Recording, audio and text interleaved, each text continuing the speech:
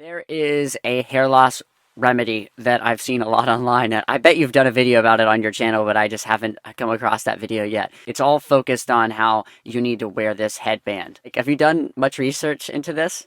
They basically start argumenting with things like tension on the scalp. Okay, there are different layers of the skin on the scalp. You have the dermis, epidermis. You have the galea aponeurotica, and you have a subcutaneous fat. And this layer of subcutaneous fat apparently is kind of shrinking and thinning down with the time as the DHT starts being more aggressive and more aggressive. And there is actually some scientific evidence that says that testosterone or androgens in general are actually responsible for the thinning of this layer. And it's just another theory how androgens are pretty much responsible for the thinning of that layer, which causes that tension. This theory is just the theory, and the products that are being offered, of course, there are some headbands, inflatable headbands.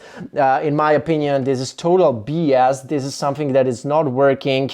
And there is another YouTube channel, what's his name? Kevin Mann, and this guy has been pretty much debunking this theory on with his videos, and he has really insightful videos as well. He's been researching hair loss for a long time as well, so I recommend to check out his channel, especially the video on that inflatable headband, because he really covered it very well in his video, better than I did in my video that I did, I think in May 2020. But I wasn't reviewing the headband, I was just talking about the mechanical tension and how this thing and what are the treatments that could maybe address that mechanical tension or scalp tension, which could result in better hair growth. And actually I came up with two suggestions in this video, and maybe you can link it for the guys in the description. And the two suggestions would be botulinum toxin and carboxy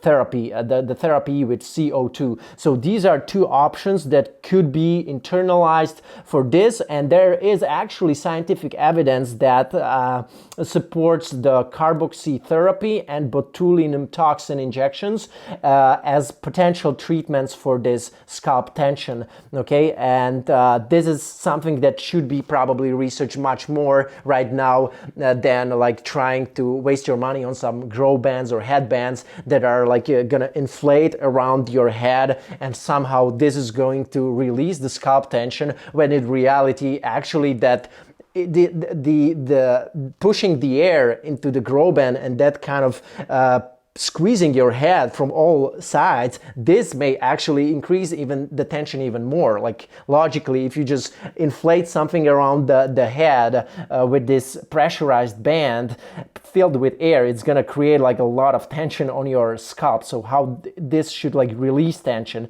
I just don't understand that. Okay, and the most important thing that guys are interested when researching this headband are results, and I strongly doubt that there are any good results or any good testimonials when guys were using this headband as their main treatment, you know, against hair loss, and succeeded with that. I strongly doubt that this is the case.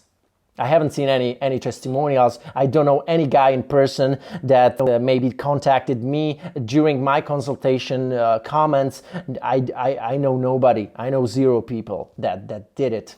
Yeah, that's a great point. And the same here. I mean, if you go to the website, there are tons of testimonials. It's filled with testimonials, and I have not heard one guy tell me that they had any positive results at all.